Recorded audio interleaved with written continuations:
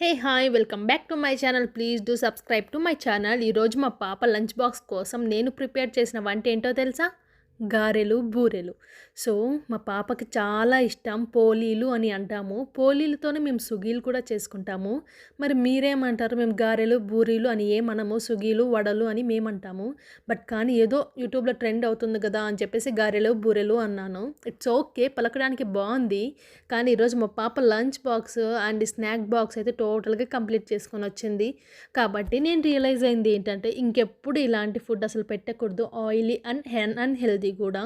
So ఇంకెలాగైనా సరే మా పాప తినాలి కదా అని చెప్పేసి నేను మా పాప కోసం వాళ్ళ మేడం చెప్పింది, మేడం వడ చేసి పంపించండి, మీ పాప కొంచెం వడ ఇష్టంగా తింటుంది అని. సో అలాగే అని చెప్పేసి చేసి పంపించాను. కానీ తనైతే తినింది కానీ రోజు అయితే అన్హెల్దీ కదా, కాబట్టి నెక్స్ట్ డే అయితే వద్దనుకున్నాను. అండ్ ఆఫ్టర్నూన్కి పెరుగన్నం పెట్టాను. పెరుగన్నం తింటే పొట్టనొస్తుంది అని చెప్పి నాకే ఒక షాక్ ఇచ్చింది ఇంటికి వస్తూనే.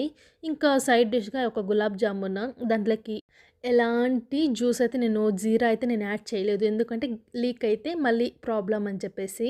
అండ్ స్నాక్‌కి పాప్‌కార్న్. ఈ పాప్‌కార్న్ 2 డేస్ నుంచి తన వెంట వెళ్తుంది. అలాగే రిటర్న్ వస్తూ ఉంది. నేను తనతో పంపిస్తూనే ఉన్నాను మళ్ళీ మళ్ళీ. అట్‌లీస్ట్ 1 డే అయినా కంప్లీట్ చేస్తుందేమో అని ఒక చిన్న ఇంటెన్షన్ అంతే. కానీ అదైతే అస్సలు కంప్లీట్ అవ్వదు. ఇదేంటి మళ్ళీ వీడియో రిపీట్ అయింది అనుకుంటున్నారా? It's okay. ఏదో బై మిస్టేక్ అలా జరిగింది. అండ్ చిన్న పిల్లలకి ఏదైనా హెల్తీగా అన్‌హెల్తీగా చేయాలి అనుకున్నప్పుడు చిన్న పిల్లలు కాబట్టి ఓన్లీ హెల్తీ వర్షనే పెడితే అస్సలు తినరు. బోర్ కొట్టేస్తది అండ్ నచ్చదు కూడా. అండ్ అన్‌హెల్తీ అనుకోవడం కంటే వాళ్ళు తింటే మనకి మంచిది కదా! అండ్ పిల్లల్ని చూసి అదొక్కటి తింటారు అని చెప్పేసి ఒకటికి 2 రకాలుగా పంపిస్తున్నా. It's okay. అట్‌లీస్ట్ ఒక్కటి కాకపోయినా ఇంకోటైనా తింటుందేమో అని ఒక ఆశ అంతే. మా పాప తినడమే కదా నాకు కావాలి. కాబట్టి నేను పంపిస్తున్నాను. ఇదేంటి ఇంత అన్‌హెల్తీ ఫుడ్ పెడతారు మీరు అని అనుకోకండి.